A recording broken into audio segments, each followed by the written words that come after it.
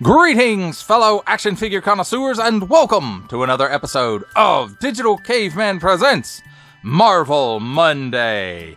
I, as always, am your host, the Digital Caveman, and today I will be presenting you with the Marvel Legends Series X-Men 97 Wolverine.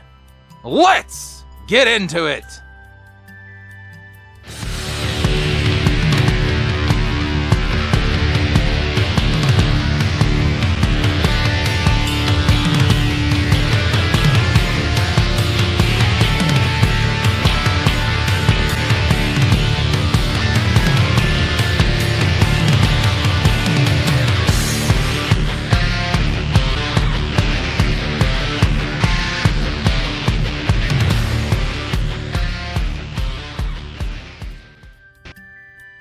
Let's begin with a look at the packaging.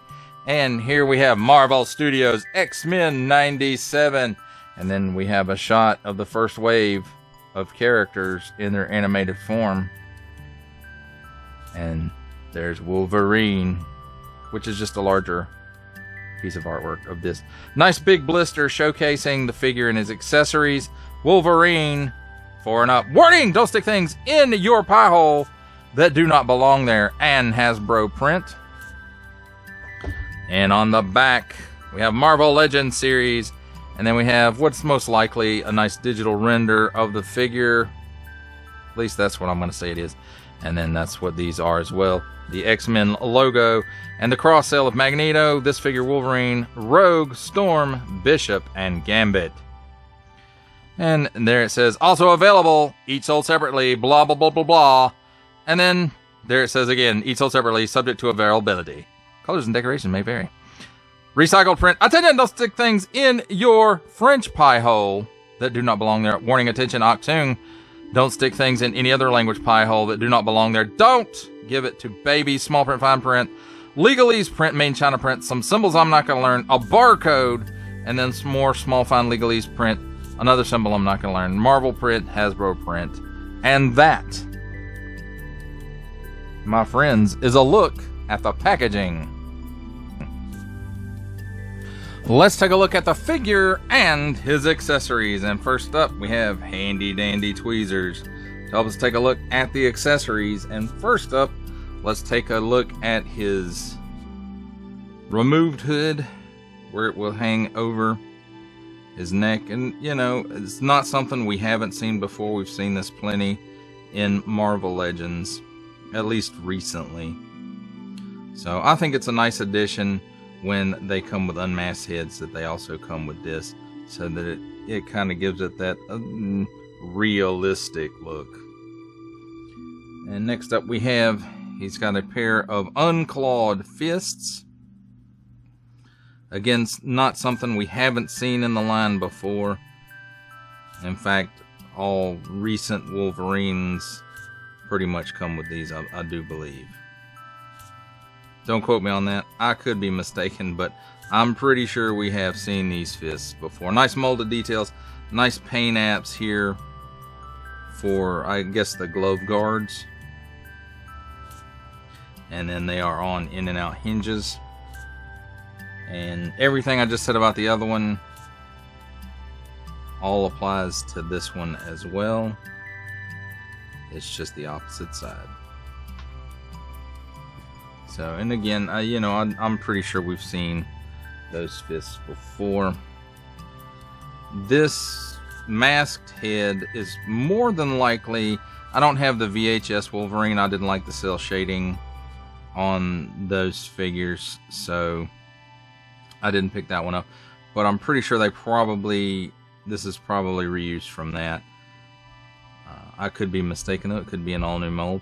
Now the face part of it that's showing does look a lot more animated, but that could be the deco rather than the actual mold.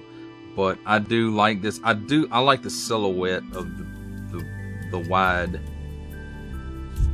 mask flare, I guess, or wings. We can call them wings. I like the silhouette of that. I think that's really very iconic Wolverine. And I really hope that they do this, spoiler alert, in the brown version of the uniform as he appeared in, you know, the last few episodes of the show. And that would be cool, because I would really love to have a brown version of that really wide mask. Well, let's take a look at the figure himself. And I have to say, even animated looking, this is probably the best Logan head that the Marvel Legends line has ever done. And even with the animated deco on it, when I think of Logan, this is the look, you know, the way the hair is, and just the kind of not quite all the way scowling, but you know, this is how I think of Wolverine or Logan. This is how I think of Logan. This type of, you know, hair and face. This is what I think of when I think of Logan when Wolverine's not wearing the mask. And I have to say, I do think this is very, very accurate to the animation, and it looks really, really good. And you can see they use the inkjet face printing on it, and just look how crisp the eyes are, and it's got a little, you know, a couple little whiskers down here. So really, really nice head sculpt on this. And of course, you know, he's meant to be wearing that mask piece down around his shoulders. These pieces here, like most Wolverines that have these, you know, it's a separate piece that connects in here at the bicep. And he does have butterflies, ab crunch. These black stripes, I do believe, are the paint amps. I mean, it makes sense for it to be molded in yellow and then these to be the paint amps. These look like they're molded in color. This blue is probably a paint amp. It doesn't seem to quite match up. It's kind of glossy looking here, and then the hands are flat, so that leads me to believe that. This, I believe, is molded in the blue, and then the black on the belt buckle is a paint amp, but this belt is a separate piece. It is glued into place, but it is molded in red. This seems to be molded in blue. This blue seems to be a paint amp, and then, you know, this is all molded in the yellow, and then this probably is molded in blue, the boot and the foot, and then the striping is a paint amp. And you can see that goes around to the back. All the paint amps really do. Lots of hair molded detail in this arm, both arms. And, you know, a little bit of wash would really help that stand out. But with this being an animated look, I understand why that was not done. Not that they do a whole lot of washes these days. Now let's talk about the claws. They are not removable, as so many here recently have been, and they're classically styled, I like to say. You know, these kind of round, not very blade looking claws, and because that really takes me back to like the mid 80s when I read it. That's just what I remember them being drawn as. And then, but some artists drew them as blades, and a lot of artists drew them this way, and so, but anyway, I do appreciate that. I do like it, and I'm glad they went with that look for this figure, and it does kind of give him a more classic look. I think even though he didn't go back to wearing this uniform until like the very late 80s or early 90s. I want to say it was Wolverine number 50 with the die cut covers, the file, and then it was die cut where like he slashed through and then you could see the actual cover through it. I want to say that was one where he went back to wearing this uniform, but it's been a long time since I've read those books, so I could be mistaken on that. Well, let's take a quick look at his articulation. At the neck, it's on a ball and hinge. He can look up that high. He looks down that far. he's got chicken neck so much that his head comes off. So let's pop that back on it. So he's got some chicken neck. He's got some waggle. He can do the full exorcist. At the shoulders, he's got butterflies. Goes way back. Goes way forward. So that's really good. These pieces do move, as I stated before. And they are attached to the lower part of the bicep. So it's got 360 degrees of rotation, and this rotates around with it. At the shoulder, it seems like he only raises his arm up this high. Let's check the other side and see if that's actually the case. Yeah, it seems like that's the case. So, cut here at the upper bicep, full 360 degrees of rotation there. Double hinged pinless elbow. It gives you that much bend. 360 degrees of rotation at the wrist on an in and out hinge and in and out hinge on the other side as well. It's got standard ab crunch here. Allows him to lean back that far. Crunch forward that far. So that's wow. But no ball joint in the waist, so just a straight cut. So no ball there, so no hula. But he does get a 360 degree rotation at the hips. He gives you that much of the splits. He can kick forward just below 90 degrees, it looks like, and back about 2 to 3 steps maybe. Cut here at the upper thigh for a full 360 degree rotation. Double hinged pinless knee. It gives you that much bend. And the leg goes down inside the boot, but there is a boot cut in there. You just can't see it, so it does rotate 360 degrees there. At the ankle, tilts down that far, tilts up that far, and forward facing pin for rocker. And let's pop that head off. We'll pop the other head on real quick. Maybe.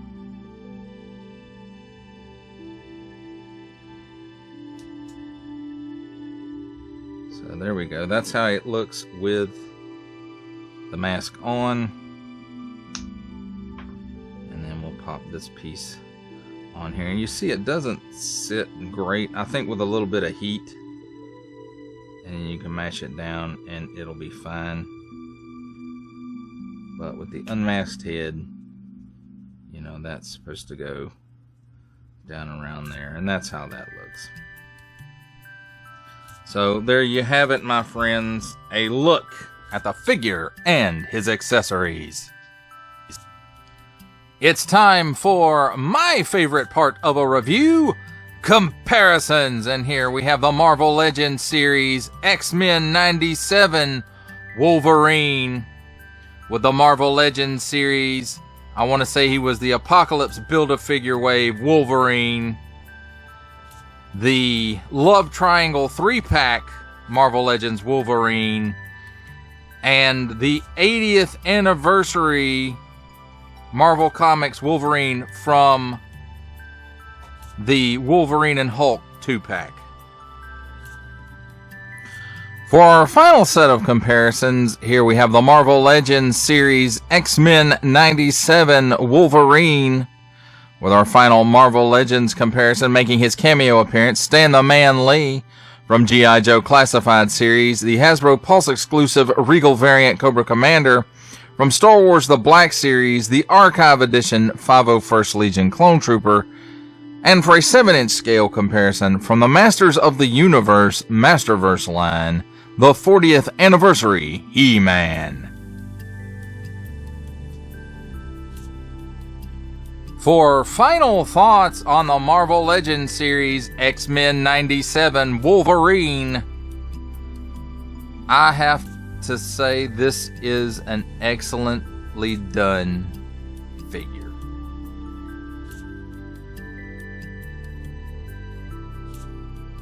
It really takes me back, especially the claws being the way that they are rather than the bladed looking claws like most modern interpretations of Wolverine are. You know, this one goes back to the kind of rod looking claws that you always wondered, how does he cut anything with those? Because it doesn't look sharp at all. But, you know, apparently it is. That was just the way they were drawn. And this really goes back to that. And I realized that, you know, that's the way it looks in the animation as well. And so I'm glad they did it this way. The Logan head on this is the best Logan head the Marvel Legends team has ever done. I don't care if it's animated or not. This is the best Logan head they've ever done. Most every other Logan head they've ever done was garbage. And I don't normally like to talk bad about stuff, but, you know, it is what it is. And this one is the best Logan head that team has ever done. And I don't know if it was like the regular team or if they had a sub team that worked on X-Men 97. I don't know. But I can tell you this. I hope this is the new standard Wolverine body with the pinless elbows and knees and the sculpted detail in it. I realize some of this is reused from the previous releases, and that's fine. And I really hope that when they start with X-Men 97 figures again, they give us all those classic costumes from the last few episodes. Because I would love to have this Wolverine in the brown suit.